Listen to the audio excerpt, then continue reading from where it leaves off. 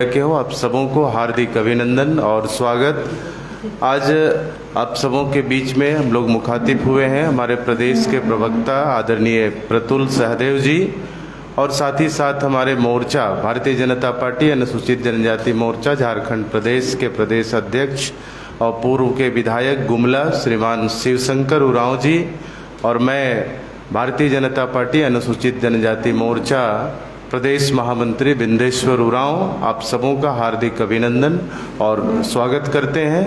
तो आज के प्रेस वार्ता को संबोधित करेंगे हमारे प्रदेश के प्रवक्ता आदरणीय प्रतुल सहदेव जी।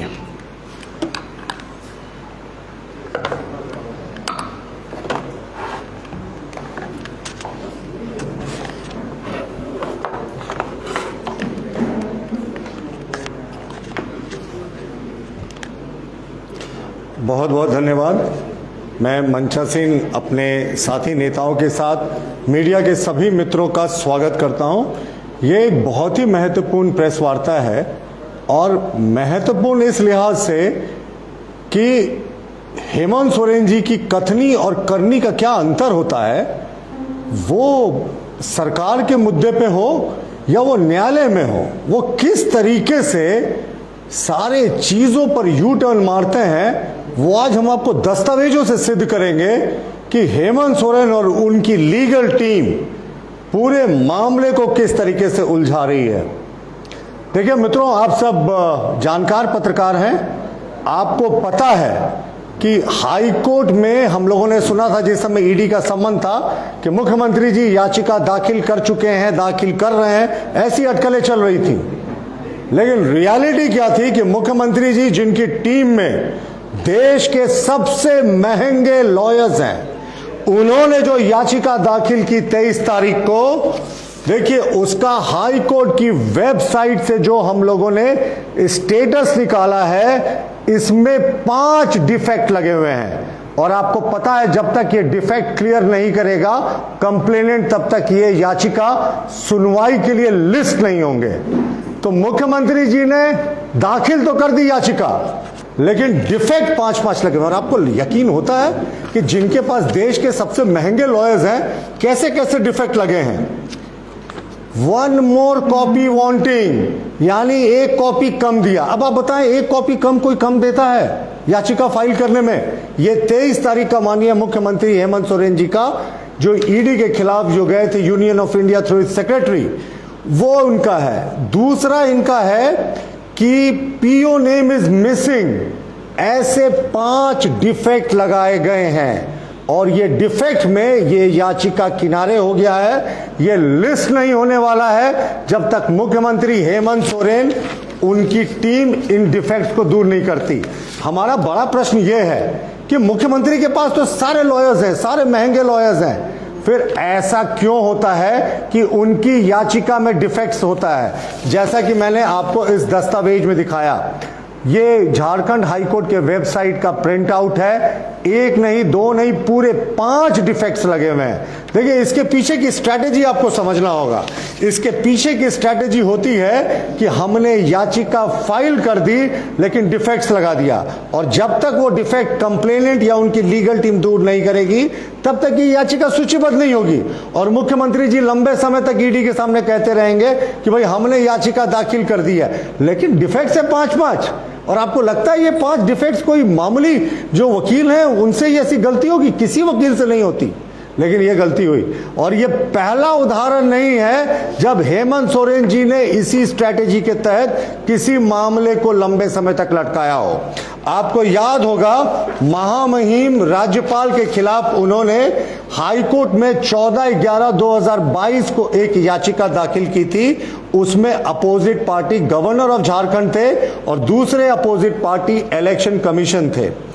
इस केस में भी डिफेक्ट है। आप सोचिए, ये 14 नवंबर 2022 का फाइल किया हुआ केस और ये झारखंड हाईकोर्ट के वेबसाइट से है। 14 नवंबर 2022 को फाइल किया हुआ केस आज तक लिस्ट में इसलिए नहीं आया क्योंकि इसका अगर आप देखेंगे ऑब्जेक्शन क्या है इसके लिस्टिंग में, ऑब्जेक्शन लिखा है other objection defect. Compliance date दिया हुआ 23 तक इनको कंप्लाई करना था, रिसीव डेट डैश। ये लेटेस्ट आज का प्रिंट आउट है, यानी ये पिछले साल नवंबर महीने में भी जो गवर्नर और इलेक्शन कमीशन के खिलाफ, आपको याद होगा, लिफाफा मुद्दे पे ये गए थे, उसके डिफेक्ट को उन्होंने क्लियर नहीं किया है। आज तक ये याचिका सूचीबद्ध नहीं हुई। तो ये सूचीबद्ध इसलिए नहीं हुई कि हाईकोर्ट में केसेस की पेंडेंसी है, ये इसलिए सूचीबद्ध नहीं हुई कि मुख्यमंत्री चाहते ही नहीं थे। मुख्यमंत्री जी को जवाब देना चाहिए कि आखिर लगभग अब कुछ ही दिन में 1 वर्ष हो जाएगा, 10-11 महीने बीत गए हैं। 10-11 महीने पहले जो आपने याचिका दाखिल की थी वो तकनीकी कारणों से, और ये किसकी गलती है? ये इनकी टीम की गलती है, मुख्यमंत्री जी की गलती है। कंप्लेनेंट वो है, डिफेक्ट लगा दिया ताकि हम कहें तो भाई हम हाईकोर्ट गए हैं, लेकिन इनको पता है कि डिफेक्ट जब तक क्लियर नहीं होगा ये लिस्ट नहीं होगा। तो यह मुख्यमंत्री जी का पहला उदाहरण नहीं है। हमारा मानना है कि मुख्यमंत्री हेमंत सोरेन जी को पता है कि कानून का शिकंजा उनकी तरफ धीरे धीरे बढ़ रहा है, उनके पास कहीं जाने की वो कोई जगह नहीं है, इसलिए वो समय को खरीद रहे हैं। टाइम बाइंग जो कहते हैं ना, वो सिर्फ वही कर रहे हैं। वो इसी तरीके से याचिकाओं को दाखिल कराते हैं, डिफेक्ट डालकर छोड़ देते हैं और वो याचिका पड़ी रह जाती है, वो कभी लिस्ट ही नहीं होती। तो मुख्यमंत्री हेमंत सोरेन को स्पष्ट करना चाहिए कि ईडी के खिलाफ जो उनकी याचिका है उसमें 5 डिफेक्ट कैसे हैं, इस कारण वो लिस्ट नहीं हो पा रही है। और 11 महीने पहले जो उन्होंने याचिका दाखिल की थी पिछले वर्ष नवंबर महीने में, उसका डिफेक्ट क्यों नहीं क्लियर किया जो लिफाफा को लेकर गवर्नर और इलेक्शन कमीशन को किया था। जाहिर है मित्रों कि सिर्फ और सिर्फ एक स्ट्रैटेजी है, हाईकोर्ट में दाखिल कर दो याचिका और कहो कि हम हाईकोर्ट चले गए, लेकिन पता है कि डिफेक्ट है तो सुनवाई नहीं होगी, लिस्टिंग नहीं होगी। तो ये कब तक भागेंगे? हमारा यही प्रश्न है। ये सिर्फ समय खरीदने की इनकी स्ट्रैटेजी है। ये धूर्तता और मक्कारी से इनकी लीगल टीम हर हथकंडे अपना रही है कि किसी तरह इन मामलों को टाला जाए। लेकिन कहते हैं ना कि कितने दिन तक आप जो होने वाला है उसको टालेंगे। और हम तो चैलेंज करते हैं मुख्यमंत्री की लीगल टीम को कि अगर आप में दम है तो अविलंब इन डिफेक्ट्स को दूर करें। पिछले वर्ष के गवर्नर के खिलाफ जो आपने याचिका दाखिल की थी उसके डिफेक्ट को दूर करें ताकि सुनवाई हो। ईडी के खिलाफ आपके जो 5 डिफेक्ट्स हैं उसको दूर करें। लेकिन ये तुरंत नहीं करेंगे ना, क्योंकि इनके लिए एक बहाना है कि हाईकोर्ट हम गए हुए हैं। ये हाईकोर्ट गए हैं, फाइल किए हैं, लेकिन पता है सुनवाई नहीं होगी और सूचीबद्ध भी नहीं होगा। जी रतुल जी, ये तो अच्छा आपने सवाल उठाया, लेकिन ईडी को कौन सी अदालत ने, कौन से मुख्यमंत्री ने रोक रखा है? वो आगे का प्रोसेस जारी रखे। तो संबंध पे संबंध दे रहे हैं, एक और संबंध देने की बात आ रही है, जब एक और संबंध देंगे तो इतना ही क्या देश के कानून या देश की एजेंसियां दूसरे आम आदमी को भी रियायत देती है कि जो आरोप आप लोग को चस्पा होता है उसी का नतीजा है? पांडे जी, मैं ईडी का प्रवक्ता नहीं, मैं पार्टी का प्रवक्ता हूं। ये मुझे लगता है आपको ईडी दफ्तर में ये प्रश्न करना चाहिए।